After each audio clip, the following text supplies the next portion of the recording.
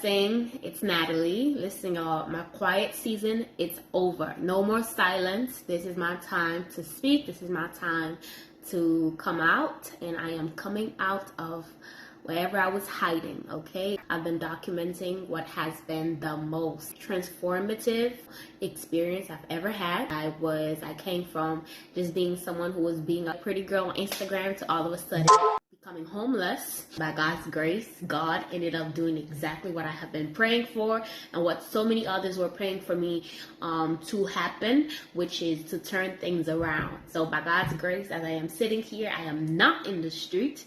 I am no longer homeless, but I am in a home where I am safe and I am continuing my journey. I have decided to share the story once again because concerning when situation like this take place where separation between a child and their parents, you have to understand that there is so much space for assumption to be made. And as I'm experiencing what I have experience, I am overhearing so many assumptions that has nothing to do with what happened. Straight up lies, okay? I'm not gonna sit down. I'm not gonna sit and allow lies to be spread, which is not true. And I am open to telling even the part that I could be held accountable for. I'm open to share it all today. Many of you guys are discovering my story, my page, from this missing report. I'm gonna start there. The missing report is a missing report of my mother going to the police, reporting me missing because it's been a whole week that no call, no contact. She had no idea where I was.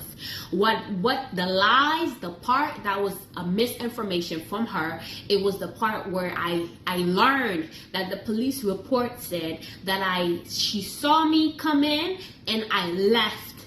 Me leaving, it was just I left.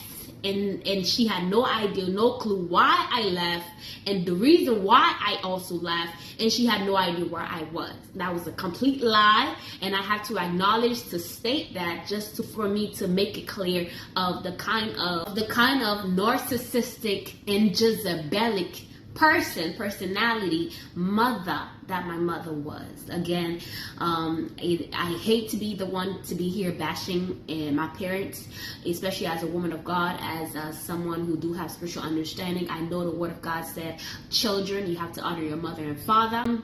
I know that extending grace, mercy, and forgiveness, it's important for me to do that toward them, toward her.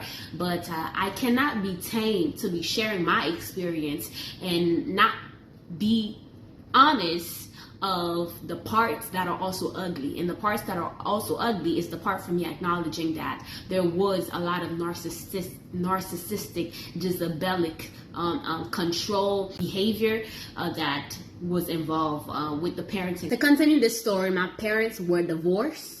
I learned that my grandma, for my dad's side, did not like my mother for my father as a wife. My mother lost her first pregnancy because of witchcraft. I myself is a premature baby. I was born 6 months. Okay, end of story. A lot of witchcraft. They were trying to kill my mother. How do I know all these things? Well, God has brought many people around me that has acknowledged, that has literally prophesied of the hidden mysteries that were, hunting me, affecting me, fighting me, blocking me, tormenting me, and especially tormenting my home, my house. How do I also know? The grandmothers, okay? My mother, before she passed away, my mother spoke so many revelation, I'm gonna say, to me, and regarding my parents. So yes, like the grandmas knows, because one thing I have to tell you, witchcraft, a lot of time witchcraft is being done, especially when it's in your family, it's not being done outside. It's being done by the people who are closest to you, the witches in your bloodline, the witches in your family. And by God's grace, my grandma was aware. And I'm not going to say that she was not involved in certain things, but what I could say is that before my mother passed away, my mother gave her life fully to Christ. And it was because of her prayers that by God's grace I existed, my mother existed. And if she did turn to witchcraft, just know that a lot of Haitians did that in order to find remedies, to find answers, especially from all the attacks. Fortunately, anytime you turn to witchcraft, you are also giving access. You are also being involved in it, whether you know it or not. So I can't say the same for my father. I had a chance to actually go back to my father's hometown. There was many things that I observed, and I can conclude that that woman had involved with witchcraft. Not only was she involved with witchcraft, that whole bloodline, it's also a bloodline that has been sold to witchcraft. So I will basically say that I was like a rejected child. Whole life I have been rejected. My father did not want for me to come to the United States. I came to the U.S. by God's grace of my mother, and it was a lot of warfare. And I have watched so many other patterns of not being accepted in so many ways, especially from my father and as well as in my whole family. And I don't care how much people can stand and say, well, your dad provided for you. Your dad was there for you. Yes, he was. You could be there and still not be there, if that makes sense. You could be physically present and there is still an acceptance that's not given, if that makes sense. Another way that I learn and know that there's spiritual warfare in my family is because I myself have been a victim of witchcraft. The witchcraft that has always been the biggest in my life was that they wanted me to lose my mind, which is what they were trying to do with my mom. They were attacking my mother to make us lose our mind, like literally go crazy, go insane, like be retarded, be stupid. That's how crazy. So rejected by my father, I was welcomed by my father's family up until I became around my high school years. What they did was that they kind of stepped away. They turned their back and watching me like, okay, I'm gonna see if she's gonna make it out, thinking that I was gonna go back and knock at the doors asking for help, without them understanding that the help that I needed had already found me without me even looking for it. And it was God, and it was church, and it was deliverance. Part of the rejection that I will say that I endured from him was that he never wanted to do anything to help my mother. Many times my mother will brag him or convince him, to rent a place, to get a house. There was always excuses. Tell me how I find out that there's this woman who I actually knew of in Haiti, who I went to Haiti and met. Okay, he once took me to Haiti, to his home birthplace. I was playing with her daughter, her children, thinking that, they were just, like friends of my father. Tell me how this woman, through the Biden program that a lot of Haitian has been coming to America from, she is now in America. And I had to learn through a very manipulative lie that she is now living with my father, a lie that my father covered up by saying that there's somebody else who rented the place. There was never somebody else who rented the place, the room that I was in, but that lady is now living in my father's house. And mind you, my father also has a 13 years old daughter, logical child, and I had to find this out in a very manipulative way. My father was bringing this girl around me, around my home. I was braiding her hair in my house, thinking this girl was just a girl. Her mom lied. I want to go in details, but I'm not going to go in details. But all I'm saying is that if there's ever something where what I'm saying got to my father and then they have to retaliate, I do have a WhatsApp a conversation that I will come back, make another video, because like I said, I have no sympathy for my family right now, because both of my parents, I'm pretty sure they have no genuineness of what it meant to have respect for a family. And I feel like I was the only person that was trying to make everything portrayed as if we were perfect. Figuring out that he has a child for 13 years, the way that I found out, that child was supposed to come to my house for me to do her hair for her high school graduation. The mother of that child, and she ended up telling me I have to come to stand in front of my father's house to pick the daughter up. I'm not stupid. I'm telling this lady, didn't I remember you used to live in my aka uncle house?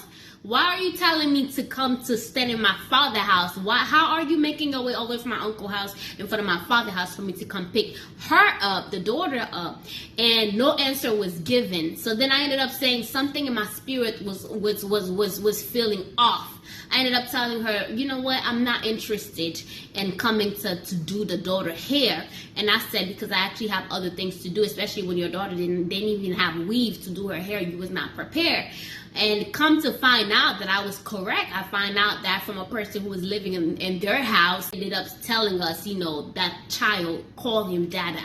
You can imagine, I gave my father a chance. I came to him. He did not tell me the truth. So fast forward, I did what I should have done accordingly. And shout out to every mother who have left a man for the sake of breaking a cycle in order to actually make something, like have a good example for your daughter. Because unfortunately, my mother was not capable of doing that. My mother was the one that they were able to sabotage her destiny from through witchcraft. They made her like a little puppet who wouldn't leave my father alone, who always had to hold on to whatever BS. But to me, if you can have a child for 13 years and have the audacity to bring that child around me without me knowing, and the audacity knowing the witchcraft that your family was doing against me and my mother, can you even imagine that mother's child?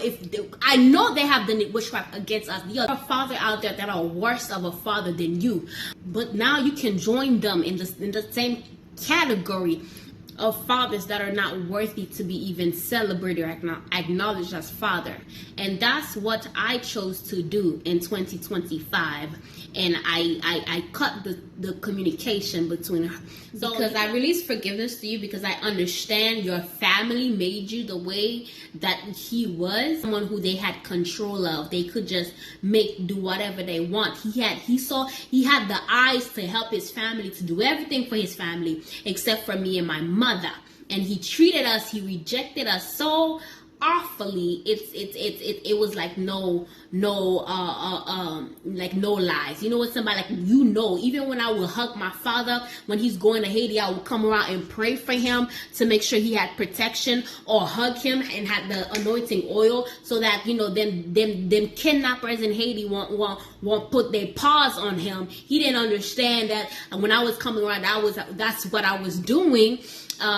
You could still feel it was not genuine from him. And I knew that, which is even worse. I knew that. My spirit knew that. He think because my mother, the witchcraft they did against my mother mentally, you know, they want us to act retarded. We're not retarded, okay? Me and my mother, like I said, we remain silent for so many ways because of fear, because of, you know, just the technique that the enemy was using, or their oppression was using to try to make my mother and I look stupid. But it's just us enduring so many things, not knowing how to, you know, seek help.